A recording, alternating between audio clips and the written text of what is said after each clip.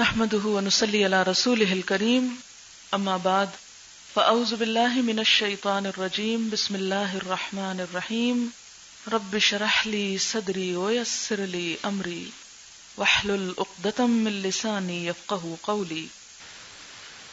اللہ تعالیٰ نے جو کچھ پیدا کیا اس میں کوئی بھی چیز ایسی نہیں کہ جو بیکار ہو، بے مقصد ہو۔ سورۃ الدخان میں اللہ تعالیٰ فرماتے ہیں ما خلقنا السماوات والارض وما بینہما باطلا، کہ ہم نے آسمان اور زمین اور جو کچھ ان دونوں کے درمیان ہے اسے بیکار بے مقصد نہیں پیدا کیا۔ ما خلقناہما الا بالحق، ہم نے ان کو حق کے ساتھ پیدا کیا، واجل مسمى، اور ایک خاص وقت تک کے لیے پیدا کیا۔ سورۃ الملک میں فرمایا کہ اللہ تعالیٰ نے ان تمام چیزوں کو جو پیدا کیا ان کا جو مقصد بھی متعین کیا، اور وہ کیا ہے کہ خلق الموت والحیات لیبلوکم ایکم احسن عملا، کہ باقی تمام کائنات کے مقابلے میں جو انسان کو پیدا کیا تو اسے اس لیے پیدا کیا کہ اسے آزما کر دیکھے کہ ان میں سے اچھے کام کون کرتا ہے۔ باقی ساری کائنات انسان کی خدمت کے لیے پیدا کی گئی، اور انسان کو اللہ تعالیٰ نے اپنی عبادت کے لیے پیدا کیا، اور فرمایا کہ میں پیدا کرنے کے بعد انسان کو جو آزادی، ارادہ، اختیار دیا ہے اس کے مطابق دیکھ رہا ہوں کہ ان میں سے اس آزادی کو استعمال کرتے ہوئے اچھے کام کون کرتا ہے۔ تو گویا اس زمین پر انسان کا جو وجود ہے اس میں انسان سے یہ دیکھا جا رہا ہے کہ وہ کرتا کیا ہے۔ گویا مرد ہو یا عورت، جو بھی اس زمین پر پیدا ہوئے وہ سب ایک خاص مقصد کے لیے اور جس صلاحیت، جس طاقت اور جس حیثیت میں ان کو بھیجا گیا اس کو پورا کرنے کے لیے ہے۔ اور ہم سب یہ دیکھتے ہیں اور جانتے ہیں کہ ہماری دنیا جہاں اور بے شمار نعمتوں سے بھری ہوئی ہے، وہاں ان نعمتوں کو استعمال کرنے کے لیے اللہ تعالیٰ نے حضرت انسان کو پیدا کیا، اور انسان اپنی پیدائش کے اول روز سے ہی دو مختلف قسموں یا دو مختلف طریقوں پر پیدا ہوا، یعنی مرد اور عورت کی شکل میں۔ ہماری یہ دنیا جو انسانوں سے آباد ہے اس میں مرد بھی شامل ہیں اور عورتیں بھی شامل ہیں۔ دنیا کا کوئی خطہ ایسا نہیں، کوئی ملک ایسا نہیں، کوئی جگہ ایسی نہیں کہ جہاں صرف مرد پائے جاتے ہیں اور عورت نہ ہو۔ اسی طرح وائس ورثہ کوئی جگہ ایسی نہیں کہ جہاں صرف عورتیں ہوں اور مرد نہ ہوں۔ اس دنیا کی زینت اور اس دنیا کی بقا یا باقی رہنے کا انحصار اسی بات پر ہے کہ یہ دونوں یہاں پر موجود ہیں۔ اللہ سبحانہ وتعالی نے حضرت آدم علیہ السلام کو جب پیدا کیا تو ساتھ ہی ان کا جوڑا بھی بنایا، یعنی حضرت حوا علیہ السلام کو اس کے بعد پیدا کیا۔ اور جیسا کہ ہم سورۃ النساء میں دیکھتے ہیں، پہلی آیت میں اللہ تعالیٰ فرماتے ہیں خلقکم من نفس واحدۃ وخلق منها زوجها وبث منہما رجالا کثیرا ونساء۔ اس کا معنی کیا ہے کہ خلقکم من نفس واحدۃ، تم سب کو ایک جان سے پیدا کیا، ایک اصل سے پیدا کیا۔ گویا مرد ہو یا عورت اپنی اصل کے اعتبار سے دونوں انسان ہیں، ایک ہیں۔ وخلق منها زوجها، اور اسی اصل سے اس کا جوڑا پیدا کیا، اور پھر ان دونوں کے ملاپ سے بث منہما رجالا کثیرا ونساء، بہت سے مرد اور عورتیں دنیا میں پیدا کیے۔ گویا اللہ سبحانہ وتعالی نے اس دنیا میں مردوں اور عورتوں کو پیدا کر کے ایک بیلنس قائم کیا، ایک انسانوں کے اندر اعتدال قائم کیا، اور پھر یہ فرما کر کہ دونوں ایک اصل سے پیدا ہوئے ہیں، یہاں ایک بہت بڑی حقیقت کی طرف اشارہ ہوتا ہے کہ انسان خواہ وہ مرد کی شکل میں ہو یا عورت کی شکل میں، انسان ہونے کے اعتبار سے ان میں کوئی فرق نہیں، ان دونوں کی حیثیت بالکل برابر ہے۔ جیسے تمام انسانوں کی حیثیت برابر ہے. ایک حدیث میں آتا ہے، مسند احمد کی حدیث ہے، کہ تمام انسان کنگھی کے دندانوں کی طرح برابر ہے. جیسے کومب ہوتی ہے اور اس کے سارے جو دندانے ہیں وہ ایک جیسے ہوتے ہیں، اگر وہ اوپر نیچے ہوں تو وہ اپنا کام نہیں کر سکتی. تو اسی طرح جہاں تمام انسان انسان ہونے کی حیثیت میں برابر ہیں، اگرچہ آپ دیکھیں ان میں کوئی امیر ہے، کوئی غریب ہے، کوئی جوان ہے، کوئی بوڑھا ہے، کوئی کالا ہے، کوئی گورا ہے، کوئی کسی علاقے میں ہے، کوئی کسی علاقے میں ہے، لیکن انسان ہونے کے اعتبار سے وہ سب ایک ہی اصل سے ہیں. اسی طرح عورت ہو یا مرد، یہ دونوں بھی انسانیت کے اعتبار میں بالکل برابر کا درجہ رکھتے ہیں. نبی اکرم صلی اللہ علیہ وسلم نے اپنے ایک ارشاد میں عورت اور مرد دونوں کو ایک ہی جنس کے افراد قرار دیا. آپ نے فرمایا النساء شقائق الرجال، عورتیں مردوں کی جنس میں سے ہیں، یعنی عورتیں بھی مردوں ہی کی طرح ہیں. اس کا دوسرا معنی کیا ہے کہ ایک ہی جیسے. شقائق شقیقہ کی جمع ہے. شقیقہ کہتے ہیں سگے بہن یا بھائی کے لیے، یعنی جس طرح ایک ماں اور باپ کی اولاد کا درجہ برابر ہوتا ہے، یعنی ایک گھر میں ایک ہی ماں اور باپ جب ہوتے ہیں تو ان کی ساری اولاد کا درجہ ایک جیسا ہے. یعنی سگے بہن بھائی جو ہیں جب سوتیلے ہو جاتے ہیں تو پھر کچھ فرق آ جاتا ہے. تو یہاں بتایا یہ گیا کہ عورتیں مردوں کی سگی بہنیں ہیں، یعنی اگر بہت لٹرل ٹرانسلیشن آپ اس چیز کا کریں، اور محاورے میں یہ سمجھایا گیا کہ وہ انہی کی طرح ہیں، ان میں اور مردوں میں فرق نہیں. پھر اس کے بعد ہم دیکھتے ہیں کہ نبی اکرم صلی اللہ علیہ وسلم جب دنیا میں تشریف لائے تو آپ نے عورت کو جو بہترین حقوق سے نوازا. ان حقوق کو ہم دیکھنے سے پہلے تھوڑا سا یہ جھلک دیکھتے ہیں کہ آپ کے آنے سے پہلے دنیا کی جو تہذیبیں تھی، جو قومیں تھیں، ان میں عورت کی کیا حیثیت تھی. کیونکہ اس حیثیت کو سامنے رکھتے ہوئے جب ہم اسلام میں عورت کی حیثیت کو دیکھتے ہیں تو پھر اسلام کی صحیح معنوں میں قدردانی ہوتی ہے اور انسان اس نعمت پر شکر ادا کرتا ہے جسے اللہ تعالیٰ نے قرآن پاک میں نعمت قرار دیا. ہم دیکھتے ہیں کہ یونانی، گریک اور رومن اقوام نے اگرچہ تہذیب و تمدن اور علوم و فنون میں بہت ترقی کی، لیکن ان کے ہاں عورت کا مقام بہت پست تھا، بہت نیچا.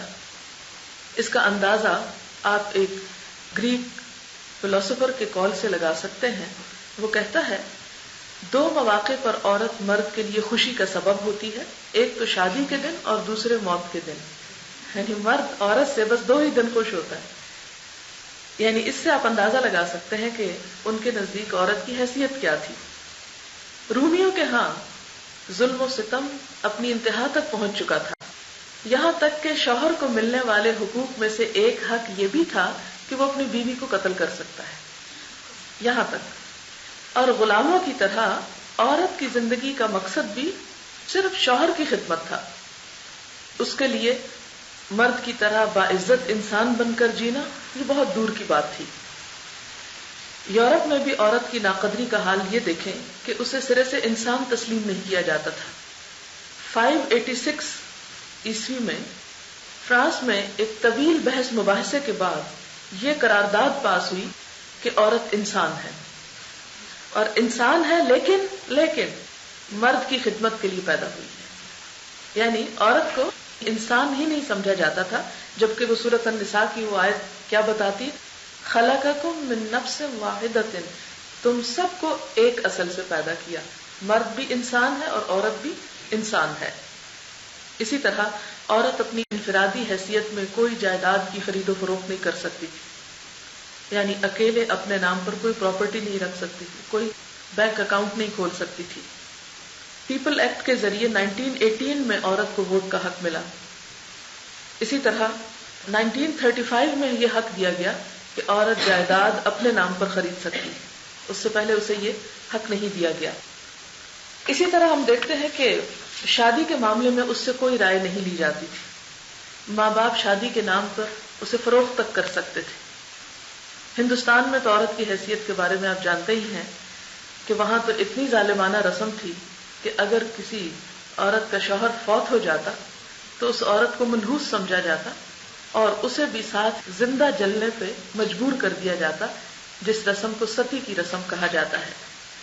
عربوں کے ہاں بھی عورت کی ذلت کچھ کم نہیں تھی، اس کا وجود میں آنا ہی مرد کے لیے باعث شرم و عار تھا، اور عورت کی پیدائش پر ان کے معاشرے میں نہایت ناگواری کے احساسات پائے جاتے تھے۔ اس کے بارے میں قرآن حکیم میں سورۃ النحل میں کچھ ان الفاظ میں عکاسی کی گئی، وَإِذَا بُشِّرَ أَحَدُهُمْ بِالْأُنثَىٰ ظَلَّ وَجْهُهُ مُسْوَدًّا وَهُوَ كَظِيمٌ يَتَوَارَىٰ مِنَ الْقَوْمِ مِنْ سُوءِ مَا بُشِّرَ بِهِ أَيُمْسِكُهُ عَلَىٰ هُونٍ أَمْ يَدُسُّهُ فِي التُّرَابِ أَلَا سَاءَ مَا يَحْكُمُونَ۔ اس آیت کا مطلب یہ ہے کہ جب ان میں سے کسی کو بیٹی کے پیدا ہونے کی خوشخبری دی جاتی ہے تو اس کے چہرے پہ کلونس چھا جاتی ہے، یعنی چہرہ کالا ہو جاتا ہے غم کے مارے، اور وہ خون کا گھونٹ پی کر رہ جاتا ہے، لوگوں سے چھپتا پھرتا ہے۔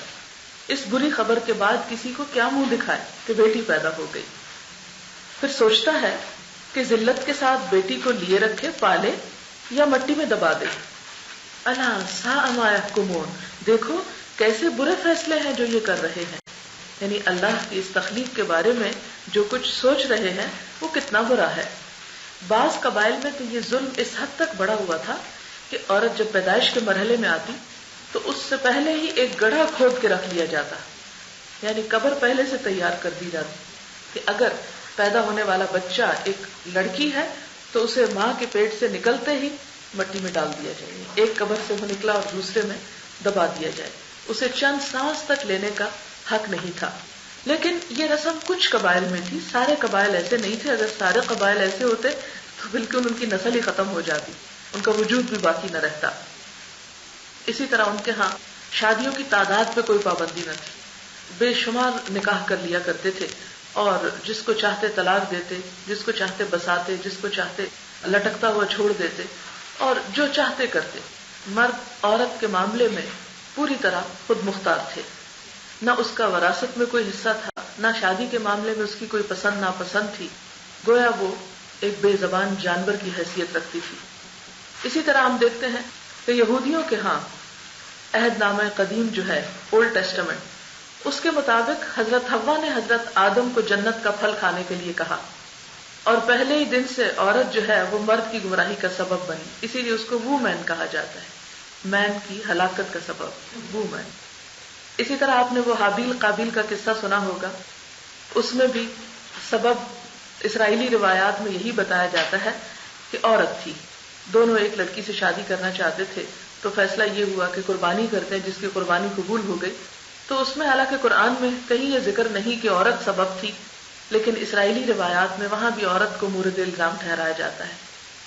اسی طرح عیسائیوں کے ہاں بھی عورت نہایت ذلیل اور حقیر چیز تھی، اسے شیطان کا دروازہ کا نام دیا جاتا ہے اور مرد کو گمراہ کرنے کا سبب۔ اسی طرح ان دونوں کے ہاں یہودیوں اور عیسائیوں کے ہاں مرد وارث کی موجودگی میں عورت کسی طرح کی وراثت میں کچھ بھی حصہ نہیں پا سکتی تھی۔ تو اس طرح ہم دیکھتے ہیں کہ عورت ہر زمانے میں مختلف تہذیبوں میں، مختلف علاقوں میں، مختلف مذاہب میں ذلت و تکلیف اٹھاتی رہی اور نہایت حقارت کا سلوک کی جاتی رہی۔ اس کے بعد اسلام کا سورج طلوع ہوتا ہے اور عورت کو عزت اور احترام کا وہ مقام ملتا ہے جو دنیا میں نہ اس سے پہلے کہیں ملا اور نہ اس کے بعد کہیں ملا۔ جیسا کہ آپ جانتے ہیں کہ سورۃ النساء میں تو اللہ تعالیٰ نے دونوں کو ایک اصل سے کہہ کر دونوں کے درمیان ایک بہترین ہم آہنگی پیدا کر دی۔ پھر اسی طرح اہل ایمان کو یہ فرمایا کہ والمؤمنون والمؤمنات بعضهم اولیاء بعض، کہ مومن مرد ہوں یا عورتیں وہ دونوں ایک دوسرے کے دوست ہیں، مددگار ہیں، ہمدرد ہیں، یعنی باہم ان کے درمیان کوئی کنفلکٹ یا کنفرنٹیشن یا اختلاف یا ایک دوسرے کے حریف کے طور پر انہیں پیدا نہیں کیا گیا یا ان کو ایک دوسرے کا دشمن نہیں بتایا گیا، بلکہ دوست، ہمدرد اور مددگار بتایا گیا۔ پھر اس میں ہم یہ بھی دیکھتے ہیں کہ جو بنیادی حقوق عورت کو دیے گئے اسلام کی طرف سے، اس میں سب سے پہلا حق جو تھا وہ تو یہی جیسے میں نے ابھی عرض کیا، زندگی کا حق تھا کہ اسے اب کوئی مار نہیں سکتا۔ قرآن پاک میں ایک اور جگہ پر فرمایا وَإِذَا الْمَوْءُودَةُ سُئِلَتْ بِأَيِّ ذَنبٍ قُتِلَتْ، قیامت کے دن زندہ گاڑی ہوئی لڑکی سے پوچھا جائے گا کہ وہ کس جرم میں ماری گئی تھی. اور نبی صلی اللہ علیہ وسلم نے زوردار الفاظ میں عورت کے اس حق پر بات کرتے ہوئے فرمایا، جس شخص کے لڑکی ہو وہ نہ تو اسے زندہ درگور کرے اور نہ اس کے ساتھ حقارت آمیز سلوک کرے اور نہ اس پر اپنے لڑکے کو ترجیح دے تو اللہ تعالیٰ اس شخص کو جنت میں داخل کرے گا. یہ ابو داؤد کی روایت ہے. اس میں آپ الفاظ پر غور کیجئے کہ اس کے ساتھ حقارت آمیز سلوک نہ کرے، یعنی اسے حقیر نہ سمجھے، اور بیٹے کو بیٹی پہ ترجیح نہ دے، یعنی کہیں لڑکے کو لڑکی کے مقابلے میں کمپیریزن میں زیادہ اہمیت نہ دے، تو ایسے شخص کی جزا جو ہے وہ جنت ہے. اسی طرح عربوں میں ہوتا یہ تھا کہ اگر کوئی مرد مارا جاتا اور مارنے والی عورت ہوتی تو بدلہ لے لیا جاتا، یعنی عورت کو بدلے میں مار دیا جاتا. لیکن اگر عورت مرتی اور مارنے والا مرد ہوتا تو اس کا قصاص نہیں لیا جا سکتا تھا.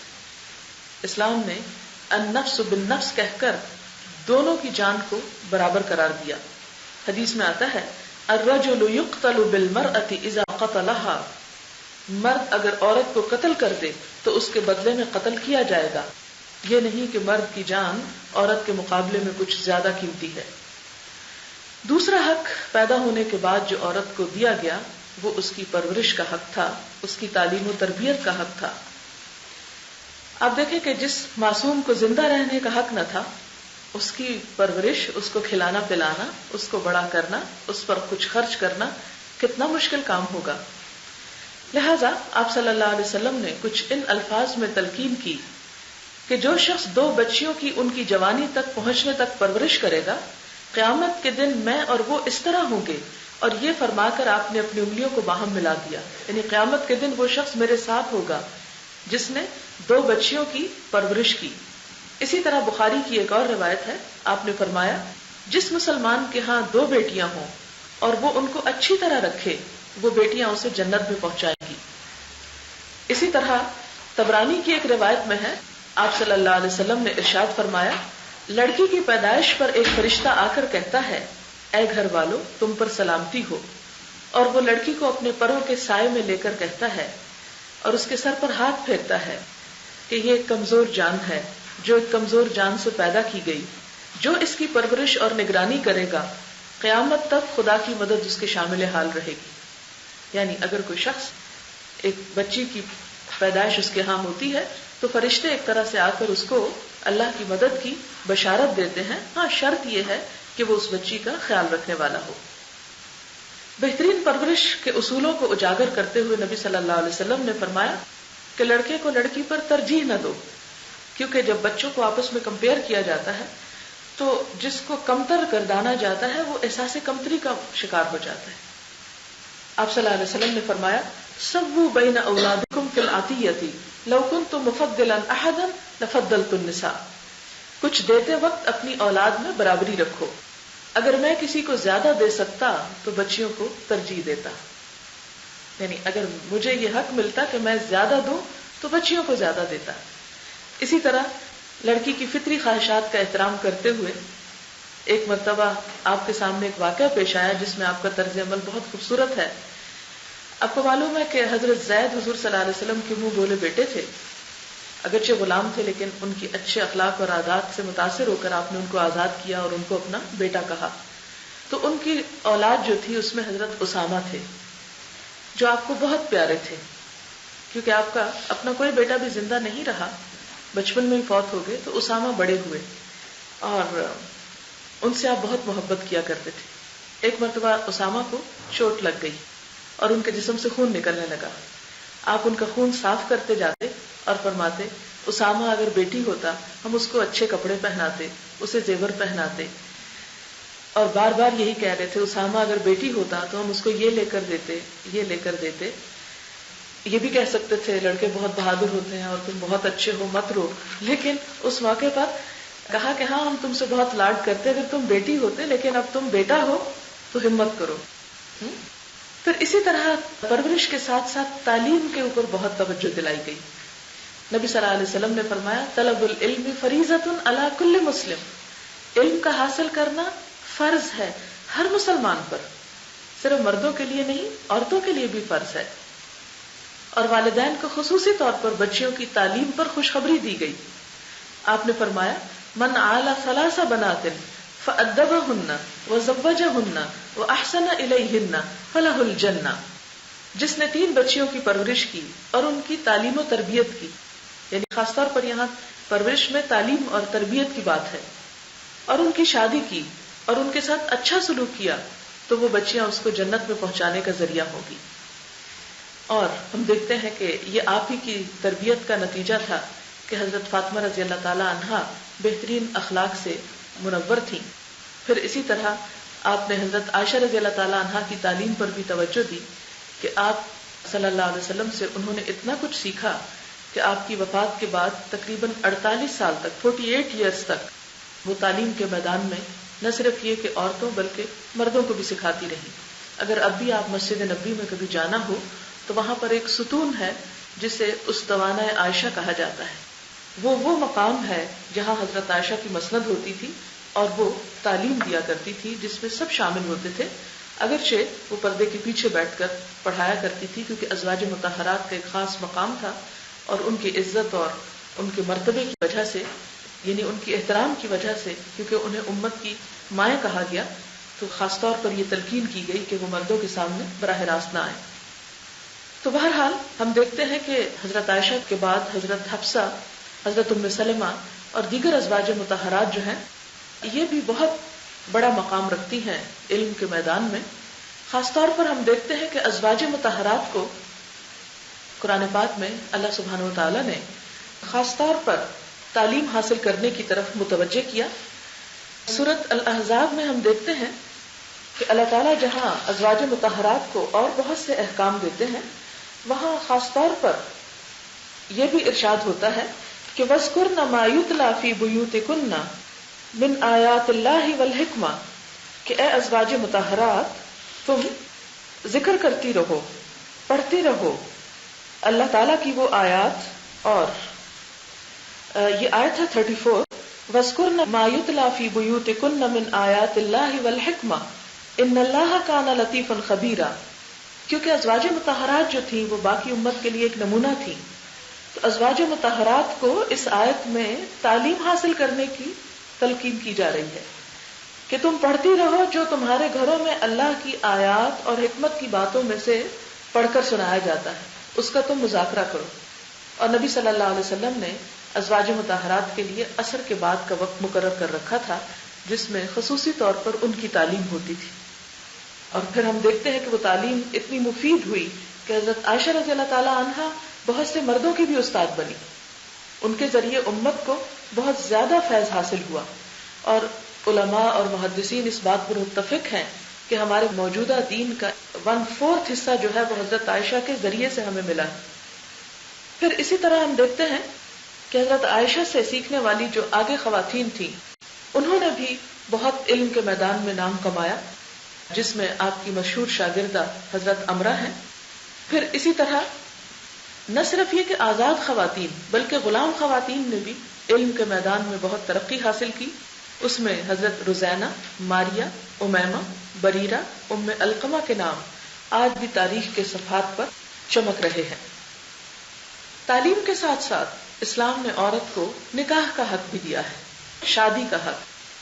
آج آپ دیکھتے ہیں کہ ہمارے ہی معاشرے میں سندھ کے بارے میں آپ نے سنا ہوگا کہ وہاں کچھ لڑکیوں کی شادی قرآن سے کر دی جاتی، اور یہ سراسر ایک ظلم ہے. اور یہ نکاح نہیں، کیونکہ نکاح ایک عورت اور مرد کا ہوتا ہے، نہ کہ عورت اور قرآن کا. تو یہ ان کی بات ویسے ہی ایک لغو، بےہودہ اور باطل بات ہے، اور سراسر اسلام کی تعلیم کے خلاف بھی. ہم دیکھتے ہیں کہ نکاح کے اس حق میں نہ صرف یہ کہ نکاح کا حق دیا گیا بلکہ اس میں پسند کا حق بھی دیا گیا اور اجازت کی بات بھی کی گئی. حدیث میں آتا ہے لا تنکح الایم حتی تستأمر ولا تنکح البکر حتی تستأذن، کہ بیوہ یا مطلقہ کا نکاح اس کی رائے معلوم کیے بغیر نہ کیا جائے، اور دوشیزہ یعنی کنواری لڑکی کا نکاح اس وقت تک نہیں ہوگا جب تک کہ اس کی اجازت نہ لے لی جائے. تو لوگوں نے پوچھا کہ یا رسول اللہ صلی اللہ علیہ وسلم اجازت کیسے لی جائے, کیونکہ بچیاں تو بولتی نہیں. تو آپ نے فرمایا کہ اس کی خاموشی ہی اس کی رضا ہے. لیکن اگر خاموشی جو ہے وہ ناپسندیدگی کا اظہار کر رہی ہے تو پھر والدین کو سختی کرنے کا کوئی حق نہیں. پھر اسی طرح اگر کسی عورت کا نکاح اس کا ولی زبردستی کر دے اور وہ اسے تسلیم نہ کرے تو وہ نکاح فسخ کیا جا سکتا ہے. ہم دیکھتے ہیں کہ خنسا بنت خزام, ان کا نکاح ان کی مرضی کے خلاف ان کے باپ نے کر دیا تو نبی صلی اللہ علیہ وسلم نے ان کا یہ نکاح جو تھا وہ ختم کرا دیا. یعنی نکاح واقع ہو جاتا ہے لیکن عورت کو یہ حق ہے کہ وہ عدالت میں جا کر اس نکاح کو ختم کروا دے. پھر اسی طرح ایک مرتبہ ایک لڑکی نے رسول اللہ صلی اللہ علیہ وسلم سے شکایت کی کہ اس کے باپ نے اس کی مرضی کے خلاف اس کا نکاح اپنے بھتیجے سے کر دیا ہے. حضور صلی اللہ علیہ وسلم نے اس لڑکی سے کہا تمہیں پورا اختیار ہے, چاہو تو نکاح کو باقی رکھو, چاہو ختم کر دو. یہ سن کر اس نے کہا یا رسول اللہ صلی اللہ علیہ وسلم میرے باپ نے جو کچھ کیا ہے وہ اب مجھے منظور ہے. میں صرف لڑکیوں کو یہ بتانا چاہتی ہوں کہ ان کے ماں باپ اس معاملے میں خود مختار نہیں کہ جو چاہے فیصلہ کر دیں, اور لڑکیاں اس فیصلے کی لاج رکھنے کے لیے اپنی زندگیاں تباہ کرتی رہیں. اسی طرح اسلام نے دوسری شادی پر بھی پابندی نہیں لگائی. آپ دیکھتے کہ ہندوؤں کے ہاں, عیسائیوں کے ہاں ایک عورت اگر بیوہ ہو جائے یا طلاق ہو جائے, اس کو عیسائیت میں تو طلاق ویسے ہی نہیں دی جاتی, اگر نہیں بنتی تب بھی ان کو ایک مصیبت میں جکڑ کے رکھا جاتا ہے. لیکن دوسرے مذاہب میں آپ دیکھیں گے کہ عورت کی دوسری شادی کو ناپسندیدگی کی نظر سے دیکھا جاتا ہے. ہمارے ہاں تو ویسے بھی شادی ایک بڑا مشکل مسئلہ بن گئی ہے, لیکن اگر خدا نہ خواستہ کوئی لڑکی کی منگنی ٹوٹ جائے یا اس کا نکاح ٹوٹ جائے یا اس کا شوہر فوت ہو جائے یا کسی بھی تکلیف کا وہ شکار ہو جائے تو اس کو کوئی قبول کرنے کو تیار نہیں ہوتا, اور اگر کوئی خوش دلی سے قبول کر لے تو دوسرے لوگ اس کو تانے دینے لگتے کہ تمہیں اور کوئی نہیں ملی تھی, اسی کے ساتھ نکاح کرنا تھا. تو یہ ایک غیر اسلامی کلچر ہے, ایک جاہلیت کی بات ہے اور اسلام کے اصولوں کے خلاف ہے. ہر عورت کو ایک بہترین ازدواجی زندگی گزارنے کا حق ہے اور شادی کا حق بھی ہے, اس لیے اسے شادی سے محروم کرنا, اور ایسے موقع پر بعض اوقات آپ نے دیکھا ہوگا بالکل ینگ گرلز ہوتی ہیں, ایک آدھ بچے کی پیدائش ہوتی ہے کہ شوہر کسی حادثے میں ختم ہو جاتا ہے, ساری زندگیاں وہ بیچاری اپنے سسرال میں گزار دیتی. مجھے ذاتی طور پر کئی ایسی لڑکیوں سے ملنے کا اتفاق ہوا, بلکہ اب تو وہ عورتیں اور بڑی بن چکی ہیں کہ بچوں کی شادی بھی کر چکی ہیں, کہ جنہیں ایک چھوٹے معصوم بچے کے ساتھ ساری زندگی سسرال میں گزارنی پڑی. آپ خود سوچیں کہ ایسی عورت کی زندگی کس قدر مزریبل ہو سکتی ہے کہ جو اپنے گھر سے, والدین سے, بہن بھائیوں اور اپنے خاندان سے بھی چھوٹی, تو بالکل غیر خاندان میں جہاں اس کا سارا تعلق شوہر کی وجہ سے تھا, شوہر کی غیر موجودگی میں وہ دوسروں کے رحم و کرم پر ایک ایک چیز اور ایک ایک خواہش کی پورا کرنے کے لیے ترستے ہوئے زندگی بسر کر دیتی ہے. تو ایسے میں اگر کوئی ایک بچے والی عورت کے ساتھ نکاح کر لیتا ہے تو کوئی جرم نہیں, لیکن ہمارے ہاں اس چیز کو جو ناپسندیدہ قرار دیا گیا, تو یہ بھی دراصل عورتوں کے حق پر ایک ظلم ہے. اسی طرح نکاح کے موقع پر مہر کا حق, یہ اسلام نے عورت کو ایک فائنینشیل پروٹیکشن دی. عرب جاہلیت میں عورت کے سرپرست اس کو اپنی ملکیت سمجھتے تھے اور اس کو جو مہر ملتا تھا وہ خود قبضہ کر لیتے. جیسے آج کل بھی ہمارے ہاں کچھ علاقوں میں یہ رواج ہے کہ مہر لڑکی کو نہیں دیا جاتا, لڑکی کے باپ لے جاتے ہیں, یا وہ کسی نہ کسی رنگ میں اسے فائدہ حاصل کرتے ہیں لڑکی کو دے کر. بسا اوقات بہت قرض اٹھا لیتے ہیں, پھر لڑکی کی شادی وہاں کر کے مکھر سے ایک طرح سے چکا دیتے ہیں. تو یہ عورت کے حق پر ایک بہت بڑا ظلم ہے. اسلام نے نکاح شغار کو حرام قرار دیا ہے. شغار کا مطلب ہوتا ہے وٹے سٹے کی شادی, جسے آپ کہتے ہیں نا ادلے بدلے کی, ادلا بدلا. ادلا بدلے کی شادی کا مطلب یہ کہ دونوں لڑکیوں میں سے کسی کو بھی مہر نہیں ملتا. ہر لڑکی کا مہر کیا قرار پاتا ہے, اس کے جو شوہر ہے وہ اپنی بہن بدلے میں اس عورت کے بھائی کو یا کسی اور رشتہ دار کو دے دیتا ہے.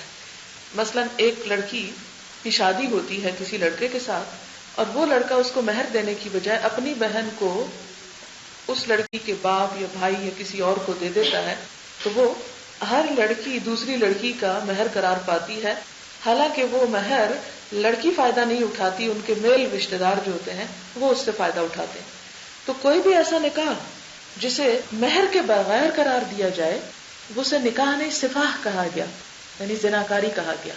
کہ اگر کوئی مرد یہ نیت ہی نہیں رکھتا کہ نکاح کے وقت مہر دے گا، یا صرف وہ ایک دکھاوے کے طور پہ کرتا ہے، تو عورت کے اوپر تو کوئی جرم نہیں، عورت تو گناہگار نہیں اس میں. لیکن ایسا مرد جو ہے اس عورت سے فائدہ اٹھانے یا تعلق رکھنے پر قیامت کے دن شدید حساب سے دوچار ہوگا. پھر اسی طرح ایک اور رسم یہ ہے کہ عورت کو جو مہر دیا جاتا ہے اس کی ہمارے ہاں بھی ایک شرعی مہر کے نام سے بہت حقیر سی اماؤنٹ مقرر کی گئی، 32 روپے یا 33 روپے یا 32.5. یہ کوئی اسلامی چیز نہیں ہے اور نہ ہی اس کا کوئی کانسیپٹ ہے. یہ سراسر ہمارے معاشرے کی ایک رسم ہے خود ساختہ، اور اس کو شریعت کے نام پر منسوخ کر دیا گیا ہے. ہم دیکھتے ہیں کہ نبی صلی اللہ علیہ وسلم نے اپنی ازواج مطہرات کا مہر جو تھا 550 درہم ادا کیا، یعنی کم سے کم، اور جو ایک بہت بڑی مقدار تھی. پھر اسی طرح ایک عورت کے بارے میں آپ کو پتا چلا کہ اس کا نکاح ایک جوڑا جوتے پر ہوا ہے. تو آپ نے اسے بلا کر پوچھا کہ کیا تم راضی ہو کہ تمہیں مہر میں صرف ایک جوتوں کا جوڑا دیا جائے؟ تو اس نے کہا ہاں میں راضی ہوں. تو آپ نے پھر اس کو چھوڑ دیا.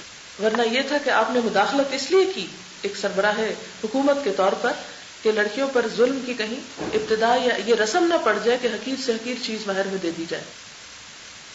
عام طور پر لوگ سمجھتے ہیں کہ مہر شاید عورت کی قیمت ہے. یہ عورت کی قیمت نہیں، یہ ایک گفٹ ہے اور ایک ٹوکن ہے اور ایک احساس ذمہ داری ہے مرد کی طرف سے کہ میں تمہارے آئندہ زندگی کے تمام تر اخراجات اٹھاؤں گا. پھر اسی طرح مہر کے علاوہ نان نفقے کا حق بھی دیا گیا کہ عورت شادی کے بعد اپنے تمام تر ضروریات میں مرد کے اوپر حق رکھتی ہے، اور مرد کی کمائی میں عورت کا حق ہے اور اسے یہ حق خوشی کے ساتھ دینا ہوگا. پھر اسی طرح ہم دیکھتے ہیں کہ وراثت کا حق بھی اسلام میں عورت کو دلوایا گیا. اس معاملے میں بعض کنفیوژن لوگوں کے ذہن میں پیدا ہوتی ہیں اور کہا یہ جاتا ہے کہ جی عورت کا تو کوئی ٹھکانہ ہی نہیں، اور عورت کا تو وراثت بھی عادی ہے، اور اس کو تو طلاق کا بھی حق نہیں، اور عورت کی تو اسلام میں کوئی حیثیت نہیں. اس طرح کی باتیں کی جاتی ہیں. لیکن حقیقت یہ ہے کہ یہ صرف ایک مس انڈرسٹینڈنگ ہے.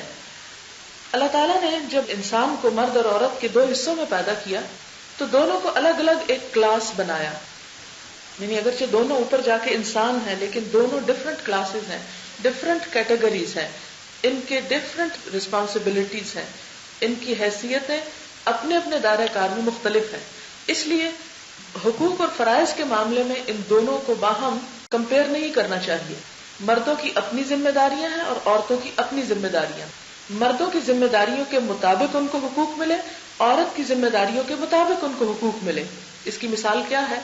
مثلاً آپ دیکھیں کہ مرد کے اوپر ذمہ داری ہے کہ وہ اپنی بیوی اور بچوں کا نان نفقہ ادا کرے. اب اس کے لیے ضروری ہے کہ مرد کی فائنینشیل جو پوزیشن ہے وہ مضبوط ہو.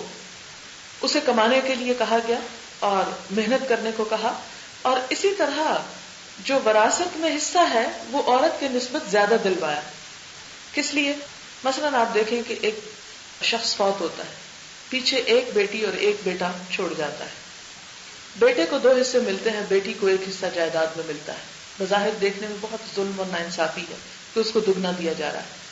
لیکن آپ دیکھیں کہ یہ بیٹا جس کا باپ فوت ہوا ہے، جو کچھ اسے باپ کی طرف سے ملا ہے 2 حصے ہیں.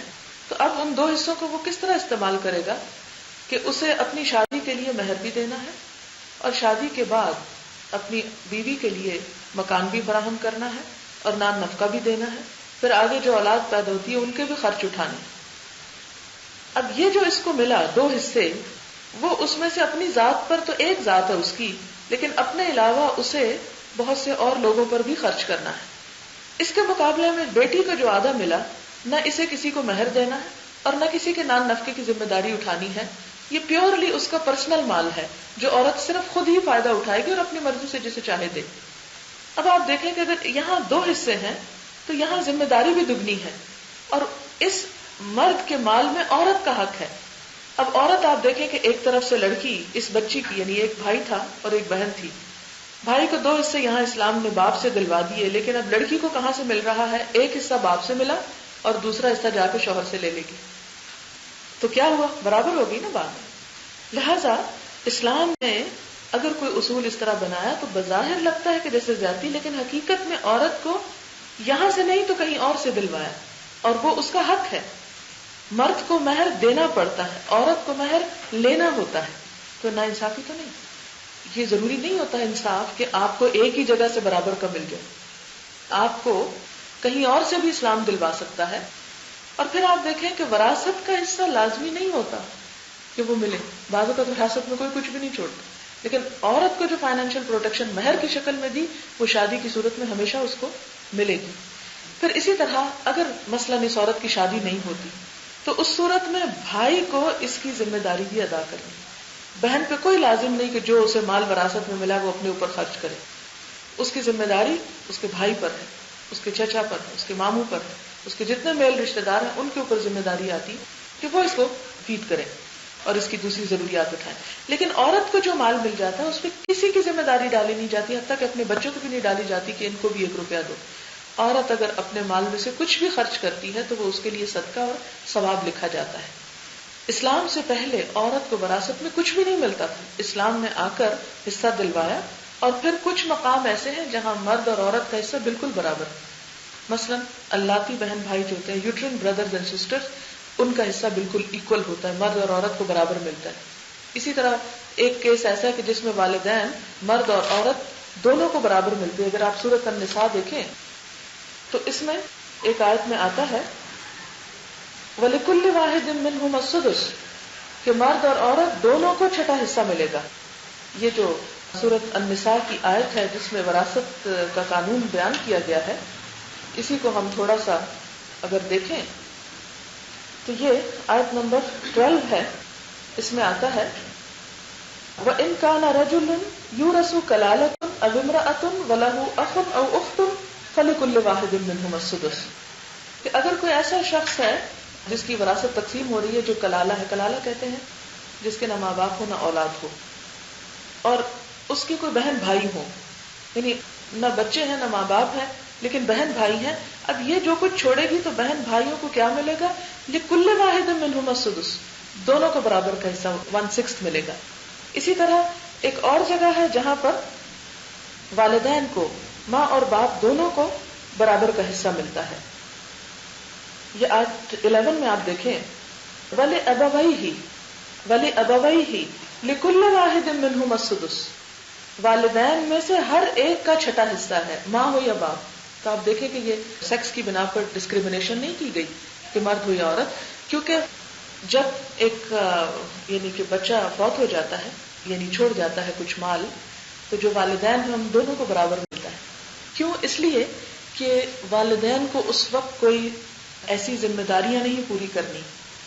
آپ دیکھیں کہ جب ماں باپ فوت ہوتے ہیں اور بچہ رہ جاتا ہے تو ان کے اوپر ابھی فیوچر کی بہت سی رسپانسبلٹی، شادی کرنی، تعلیم بھی ہو سکتی ہے، آگے اسے اپنے بچوں کو بھی دینا ہو سکتا ہے. لیکن جب بچہ فوت ہو جائے تو ماں باپ جو ہوتے ہیں عموماً بوڑھے ہو چکے ہوتے ہیں، ان کی فائنینشیل لائبلٹیز یا رسپانسبلٹیز اتنی نہیں ہوتی، اس لیے مرد اور عورت کو برابر کا حصہ دلوا دیا گیا. تو یہ ایک بہت بڑی غلط فہمی پھیلائی جاتی ہے کہ جی عورت کو وراثت میں آدھا حصہ دیا گیا. ہاں اس جگہ پر دیا گیا جہاں اس کی ابھی اتنی ضرورت نہیں، اور اس کے مقابلے میں جو اس کا بھائی ہے اس کی رسپانسبلٹیز اس لڑکی کے مقابلے میں کہیں زیادہ ہے. پھر اسی طرح آپ دیکھیں کہ مال اور جائیداد کی ملکیت، عورت الگ اپنے نام پہ اکاؤنٹ کھول سکتی ہے، الگ اپنی پراپرٹی خرید سکتی ہے، اپنے مال میں سے جیسے چاہے صدقہ کر سکتی ہے، اپنا کام کاج جو اپنے ہاتھ سے ہنر جانتی ہے اسے استعمال کر سکتی ہے. اس معاملے میں اس پر پابندی نہیں لگائی گئی. اب کچھ حیثیتوں میں ہم دیکھتے ہیں کہ جو عورت کی رسپانسبلٹی زیادہ ہیں وہاں عورت کو درجہ بھی زیادہ دلوایا گیا. یعنی عورت کی مختلف حیثیتوں پہ میں بات کروں گی کہ ماں کی حیثیت میں.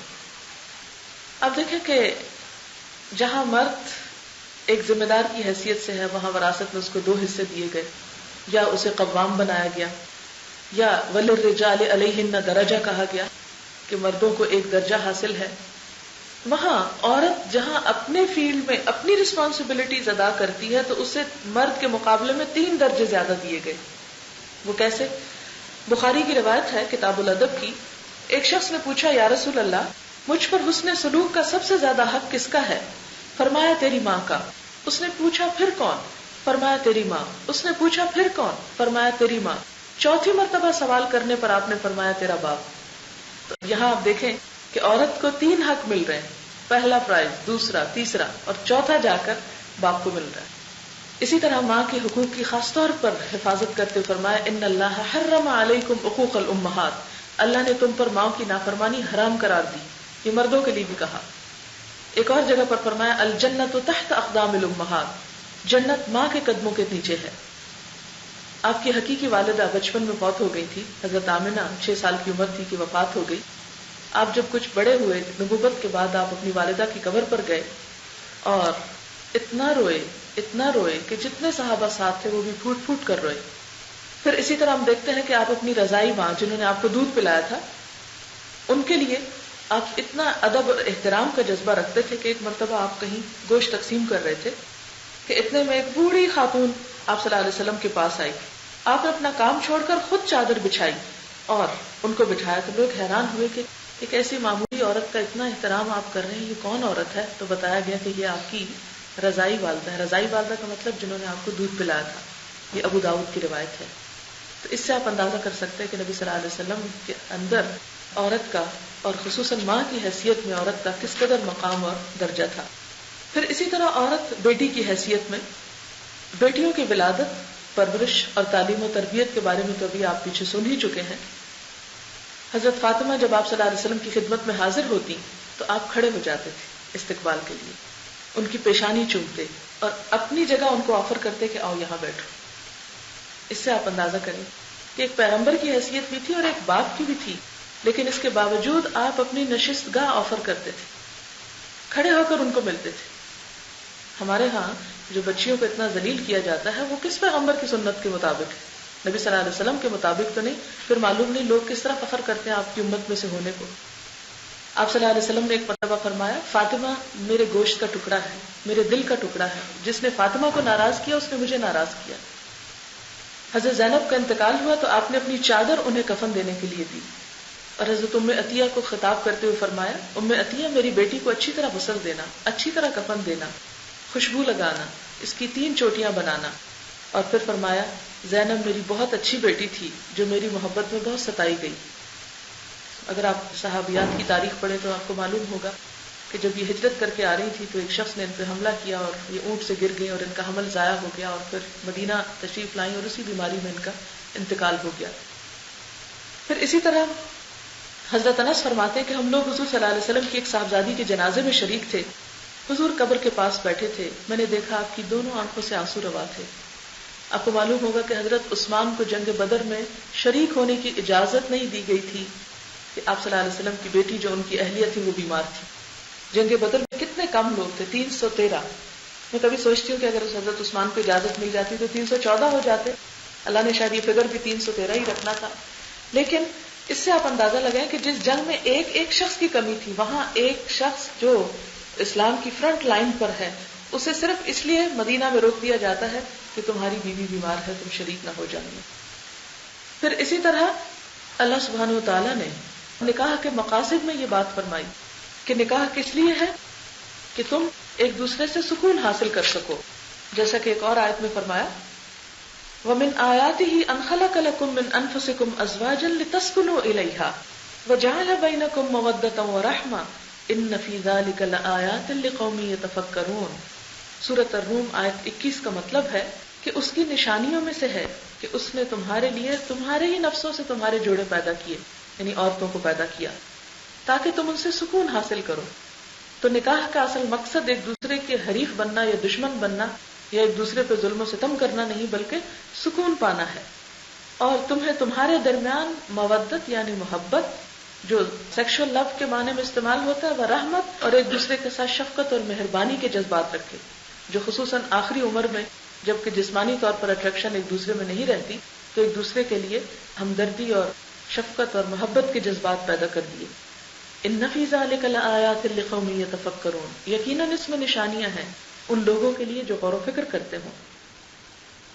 پھر اسی طرح ہم دیکھتے ہیں کہ ہر چیز میں سے اللہ تعالیٰ نے جیسے جوڑے بنائے اور اس جوڑے کی اہمیت جو ہے مرد اور عورت کی شکل میں یہ ناگزیر ہے۔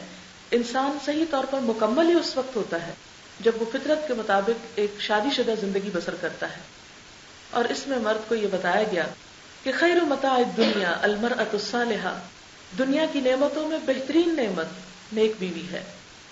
ایک اور جگہ پر فرمایا لیس من متاع الدنیا شیء افضل من المرأة الصالحہ، دنیا کی نعمتوں میں کوئی چیز نیک بیوی سے بڑھ کر نہیں. یعنی دنیا ساری کی ساری ایک نعمت ہے، لیکن سب سے بہترین نعمت ایک بہترین بیوی ہے. آپ صلی اللہ علیہ وسلم نے یہ بھی فرمایا خیرکم خیرکم لأہلہ وانا خیرکم لأہلی، تم میں سب سے اچھے لوگ وہ ہیں جو اپنی بیویوں کے حق میں سب سے اچھے ہوں، اور میں تم سب میں اپنے گھر والوں کے لیے اچھا ہوں. یعنی اپنی مثال دے کر فرمایا کہ میں سب سے زیادہ، میرا بہترین سلوک اپنی بیویوں کے ساتھ ہے، اور تم میں بھی سب سے اچھا ہوا ہے جو بیوی کے حق میں اچھا ہو. ہمارے ہاں تو کہتے ہیں زن مرید ہے اور ڈھنگ سے بات کرنے کی بھی اجازت نہیں ہوتی، لیکن اسلام نے ایک بہترین مرد کی شناخت کیا رکھی کہ جو اپنی بیوی کے لیے اچھا ہے. کیونکہ دوسرے لوگوں کے ساتھ باہر جلوت میں اور لوگوں کے اندر انسان پولائٹ بھی ہوتا ہے، خوش اخلاق بھی ہوتا ہے اور بہت اچھا انسان نظر آتا ہے. تو اچھائی کا معیار باہر کے لوگ نہیں قرار دیے، بلکہ گھر میں اور گھر میں بھی بیوی قرار دی کہ جس مرد کا تعلق اپنی بیوی سے اچھا ہوگا وہی ایک اچھا انسان ہے.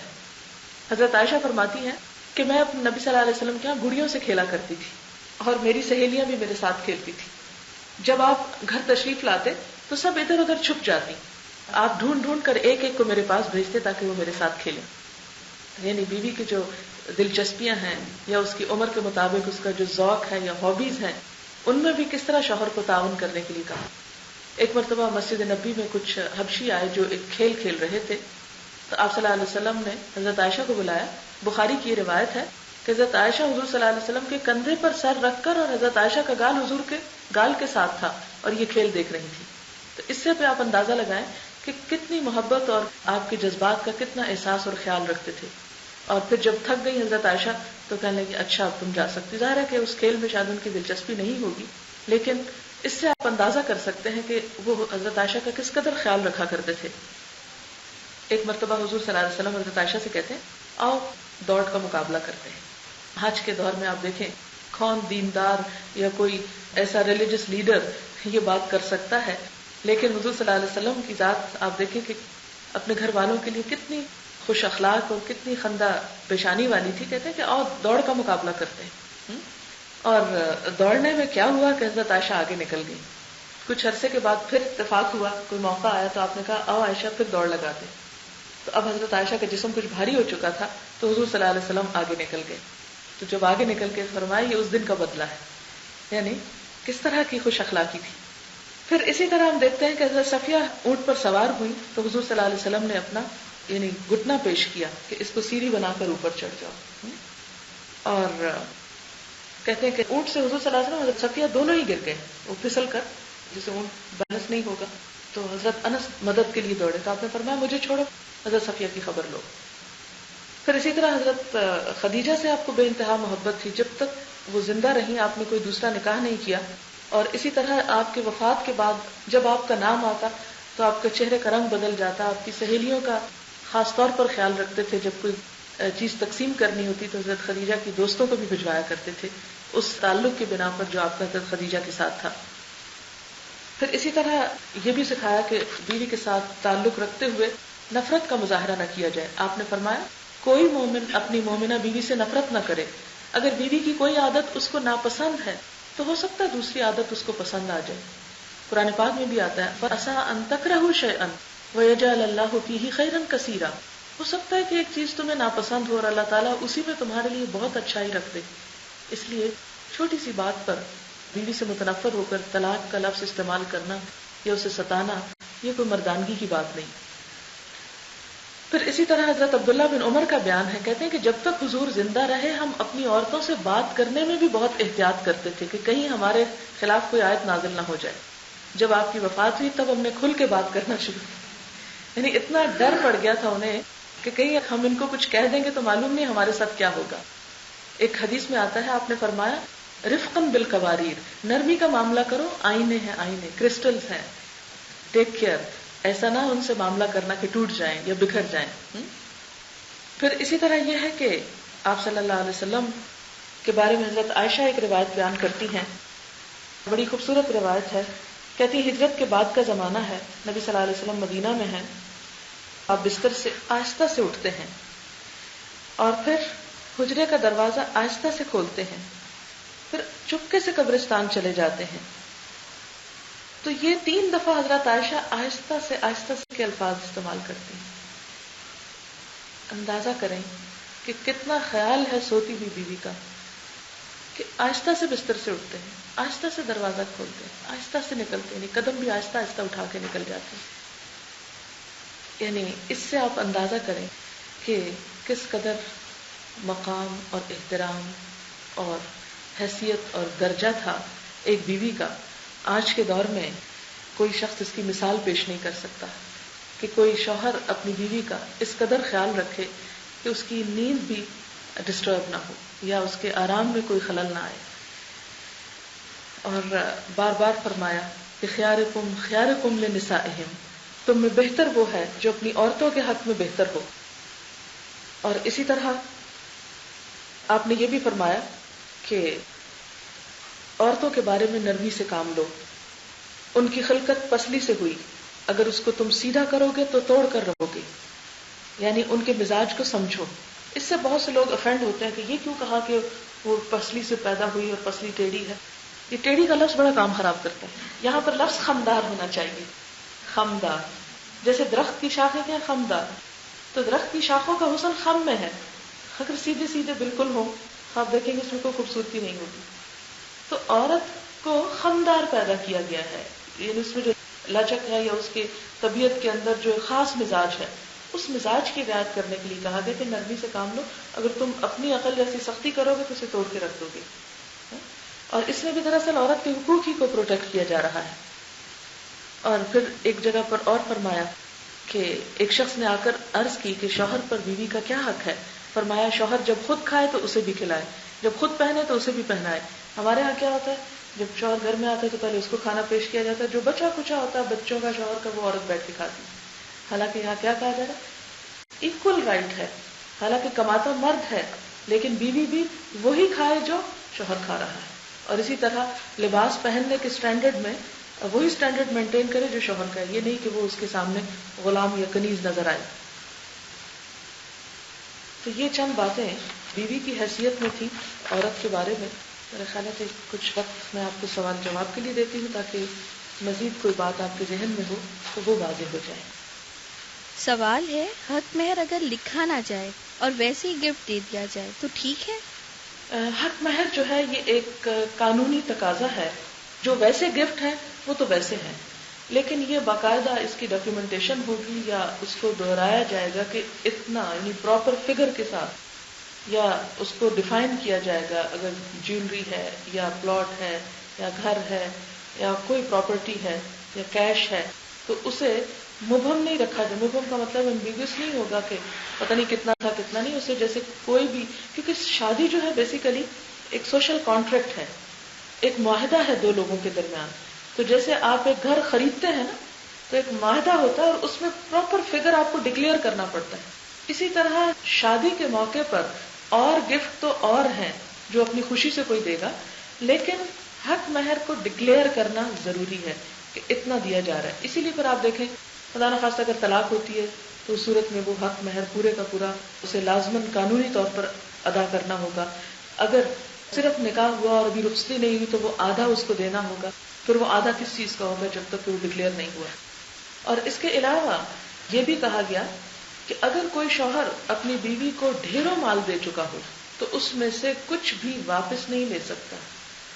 وَآتَيْتُمْ إِحْدَاهُنَّ قِنْطَارًا فَلَا تَأْخُذُوا مِنْهُ شَيْئًا، اگر ڈھیروں ڈھیر بھی دے چکے تو کچھ واپس نہیں لے سکتے. حدیث میں آتا ہے کہ کوئی شخص تحفہ دینے کے بعد اگر واپس لے تو اس کی مثال اس کتے کی طرح ہے جو کہہ کر کے پوری چاٹ لے. اتنی کبھی مثال دی گئی. تو اس لیے کسی مرد کو یہ حق نہیں کہ وہ عورت کو دینے کے بعد اس سے مانگے یا چھینے یا زور کوب کر کے اس سے کچھ لے. ہاں یہ قرآن میں ضرور آیا ہے کہ فَإِن تِبْنَ لَكُمْ شَيْئًا فَكُلُوهُ هَنِيئًا مَرِيئًا، کہ اپنی خوشی سے کوئی چیز تمہیں دیتی ہے تو پھر تم اسے استعمال کر سکتے ہیں. مثلا عورت یہ کہتی کہ ٹھیک ہے میرا مال ہے، اس میں سے کوئی گفٹ دیتی ہے یا ویسے کہتی ہے کہ آپ جہاں چاہیں استعمال کریں، تو ایسی صورت میں مرد اس کو استعمال کر سکتا ہے، لیکن جبرن اس سے وہ نہیں لے سکتا. اگلا سوال ہے، اگر کوئی عورت خلا لے تو اس صورت میں حق مہر کا کیا ہوگا؟ جو خلا ہوتی ہے یہ ایک طرح سے طلاق کو خریدنا ہوتا ہے کہ شوہر تو رکھنا چاہتا ہے، بیوی نہیں رہنا چاہتی، لہٰذا اس موقع پہ یہ بتایا گیا کہ شوہر بیوی کو جو مہر دے چکا ہے وہ اسے واپس کر دے اور اس سے الگ ہو جائے. تو اس موقع پر چونکہ خلا عدالت میں ہوتی ہے اور پھر وہاں پر فیصلہ ہوتا ہے کہ حق مہر کتنا پہلے لکھا گیا تھا، کیا شوہر اسی پہ یعنی راضی ہے یا اس کے علاوہ بھی اگر اس نے بہت کچھ دے رکھا ہے اور وہ بھی لینا چاہتا ہے تو یہ اس موقع پہ پھر ڈیسائیڈ ہوگا. لیکن عورت یہ طلاق ایک طرح سے خریدتی ہے تو اسے وہ لوٹانا ہوتا ہے جو وہ لے چکی ہے. اگلا سوال ہے، ہمارے یہاں لوگوں میں طلاق کا طریقہ کار واضح نہیں، یعنی ایک ہی دفعہ 3 دفعہ طلاق دے کر کہتے ہیں کہ غصے میں دے دی تھی. اس طریقے کو کلیئر کر کے سمجھا دیں. طلاق کا جو طریقہ قرآن پاک میں ہمیں بتایا گیا ہے وہ سورۃ البقرہ میں آتا ہے کہ الطلاق مرتان، طلاق 2 بار ہے، فإمساکم بمعروف او تسریح بإحسان. تو یا تو عورت کو اچھی طرح روک لو یا پھر عزت سے رخصت کر دو.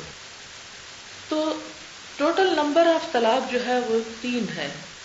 طریقہ کار یہ ہوتا ہے کہ طہر کی حالت میں، پاکیزگی، طہر کا مطلب ہے پیریڈز نہ ہو، عورت پریگننٹ نہ ہو، بچے کی ولادت نہ ہوئی ہو، کیونکہ وہ عورت کی انسٹیبلٹی کا زمانہ ہوتا ہے. ہارمونل چینج کی وجہ سے عورت کے مزاج میں فرق ہوتا ہے تو اس میں لڑائی جھگڑے کا اتفاق زیادہ ہوتا ہے. تو کہا کہ جب عورت پاک ہو اس حالت میں اس کو 1 دفعہ طلاق دی جائے، پھر اس کے بعد عورت شوہر کے گھر میں ہی رہے، نکلے نہیں وہاں سے، سیپریشن ہو جائے اور 3 دفعہ حیض آنے کا، 3 دفعہ پیریڈز آنے کا انتظار کیا جائے. اگر ان 3 مہینوں میں عورت کی طرف شوہر رجوع کر لیتا ہے تو وہ واپس لے لیتا ہے اس کو، تو طلاق نہیں ہوگی. اگر 3 مہینے گزر گئے، تیسری دفعہ پیریڈز آ گئے تو کیا ہوگا؟ عورت اس مرد سے الگ ہو جائے گی، اب وہ اس گھر کو بھی چھوڑ دے گی اور نکاح ختم ہو جائے گا. لیکن اس ایک طلاق کے بعد، عدت ختم ہونے کے بعد عورت اور وہ شوہر پھر نکاح کرنا چاہیں تو دوبارہ نکاح کر سکتے ہیں، نئے نکاح کے ساتھ، نئے مہر کے ساتھ، نئی شرائط کے ساتھ دوبارہ عورت جو ہے وہ شوہر کے پاس جائے گی. اب اگر خدا نخواستہ پھر کبھی اس نے وہی طلاق کا لفظ دہرا دیا، پھر یہی پروسیجر ہوگا، لیکن پھر بھی نکاح کی گنجائش ہے. 2 طریقے ہیں، یا تو عدت کے اندر رجوع کر لے یا عدت گزرنے کے بعد عورت نکاح کر لے. یہ نکاح اس شوہر سے بھی ہو سکتا ہے اور عورت کہیں اور بھی کر سکتی ہے کیونکہ آزاد ہو گئی. اب اگر نکاح اس نے کر لیا اور پھر وہ اسی گھر میں چلی گئی، یا اس نے رجوع کر لیا اور صلح ہو گئی، اب اس کے پاس کوئی چانس نہیں ہے. اگر اب اس نے طلاق کا لفظ بول دیا، نہ رجوع ہو سکتا ہے نہ دوبارہ نکاح ہو سکتا ہے. ہمارے ہاں یہ جو لوگوں نے ایک ہی جھٹکے میں 3 کرنے کی بات کی، یہ غلط طریقہ ہے. اس میں آپ دیکھیں کہ یہ لفظ جو آتا ہے نا طلاق کا، الطلاق مرتان، طلاق 2 ٹائمز ہوگی. نمبر نہیں بتایا کہ طلاق کا نمبر 2 ہے، یہ نہیں کہ 1 دفعہ 2 دفعہ 3. اس کا مطلب ہے یعنی 2 ڈفرنٹ ٹائمز پر. مرہ کا مطلب ہوتا ہے 1 بار یعنی 1 ٹائم پر، اور مرتان کا مطلب ہے 2 ڈفرنٹ ٹائمنگز پر. یہ جو 1 دفعہ میں 1000 بھی کہہ دیں تو وہ اصل میں تو 1 ٹائم ہی ہے نا، ٹائم تو ایک ہی ہے. تو اس لیے نمبر سے فرق نہیں پڑتا، اصل میں یہ ہے کہ کس کس موقع پر ہوئی. اس لیے میں اپنی تحقیق یا جو بھی میں نے پڑھا اس کے مطابق جس نتیجے پر پہنچی ہوں اس کا خلاصہ میں نے آپ کے سامنے رکھ دیا ہے. کہا یہ جاتا ہے کہ حضرت عمر کے دور میں لوگوں نے جب اس طرح کہنا شروع کر دیا کہ ایک ہی وقت میں کہتے میں نے سب طلاق اکٹھی دے دی، تو انہوں نے ایک تعزیر کے طور پہ، ایک سزا کے طور پہ کہا آج کے بعد جس نے یہ کیا اس کے لیے میں اسے دوبارہ رجوع کی اجازت نہیں دوں گا. تو بعد میں پھر جو فقہائے کرام تھے انہوں نے حضرت عمر کا طرز عمل لیا. لیکن میں یہ سمجھتی ہوں کہ ہمارے لیے اصل طریقہ وہی ہے جو قرآن اور سنت میں ہے، جو قرآن پاک میں بتایا گیا ہے کہ کس طرح ایک طلاق کے بعد عدت کا وقت ہے، اس میں رجوع کا حق ہے، پھر اس کے گزرنے کے بعد نکاح کا حق بھی ہے. اس طریقے کو اسی طرح برقرار رہنا چاہیے. اور اگر کوئی غصے میں یا جہالت میں ایک وقت میں 3 یا 300 دے دیتا ہے تو اس کو مرہ ایک ہی دفعہ کنسیڈر کرنا چاہیے، کیونکہ اسلام نے یہ 3 ڈفرنٹ ٹائمنگز رکھے اس لیے کہ گھر بچ جائے، کیونکہ گھر کا بچانا بہت ضروری ہے. یہاں تک حدیث میں آتا ہے کہ جو کسی مرد کو اپنی بیوی سے بدگمان کرتا ہے وہ ہم میں سے نہیں. کیا نقصان ہوگا اس کا کہ بیوی کو ناراض ہو کے طلاق دے دے گا یا گھر ٹوٹے گا. اور یہ اس کو ابلیسی کوشش کہا گیا. شیطان سب سے زیادہ اس وقت خوش ہوتا ہے جب کسی شوہر اور بیوی کے درمیان تفرقہ ہوتا ہے، لڑائی جھگڑا ہوتا ہے، گھر ٹوٹتا ہے. شیطان کے نزدیک سب سے خوبصورت کام گھر توڑنا ہے. طلاق جو ہے وہ مسائل کا حل نہیں ہوتی، اس لیے اسلام نے اس کو اتنا وقت دیا کہ انسان اچھی طرح سوچ سمجھ کر یہ فیصلہ کرے، نہ کہ ایک بار میں اس کو توڑ کے رکھ دے. اگلا سوال ہے حق مہر کم از کم کتنا ہونا چاہیے؟ اس کے بارے میں آتا ہے علی المقتر قدرہ وعلی الموسع قدرہ. تنگ دست اپنے اندازے کے مطابق اور خوشحال اپنے اندازے کے مطابق. یعنی ایک شخص حضور کے پاس آیا اور اس کے پاس کچھ بھی نہیں تھا. آپ نے فرمایا کچھ تو لاؤ، خواہ لوہے کی انگوٹھی کیوں نہ ہو، کچھ تو لاؤ، آرٹیفیشل جیولری جیسے کہ. اس نے کہا وہ بھی نہیں. آپ نے فرمایا تمہیں کچھ قرآن یاد ہے؟ اس نے کہا تم یہ اپنی بیوی کو سکھاؤ گے؟ تو وہ جو سکھانے کی اجرت ہے اس کو مہر سمجھ کے میں تمہارا نکاح کرتا ہوں، لیکن بغیر کسی مہر کے نہیں. یعنی تعلیم بھی مہر ہو سکتی ہے کہ اگر ایک شخص کے پاس مال میں سے کچھ نہیں تو وہ کہے کہ میرے پاس جو کچھ علم ہے یہ میں اپنی بیوی کو مفت میں سکھا دوں گا، تو یہ بھی اس کا مہر قرار پا سکتی. اور یہ اتنی شدت آپ نے اس لیے کی کہ کوئی شخص اس کو اپنے لیے جائز نہ قرار دے کہ جیسے چاہے عورت کی حقوق کا استحصال کرے. اگلا سوال ہے شادی کے موقع پر جو جہیز دیا جاتا ہے کیا یہ دینا ٹھیک ہے؟ جہیز جو ہے ایک رسم کے طور پر تو انتہائی غلط ہے. تحفے کے طور پر اگر والدین کچھ بھی دیتے ہیں تو وہ کبھی بھی دے سکتے ہیں، ضروری نہیں کہ اس شادی کے موقع پر ہی. اگر لڑکی 1 روپے کی چیز بھی نہیں لاتی تو بھی اس پر اسلامی لحاظ سے کوئی الزام نہیں، لیکن مرد اگر اس کے لیے مہر نہیں دیتا یا نان نفقہ یا گھر بار فراہم نہیں کرتا تو اس سے پوچھو گی.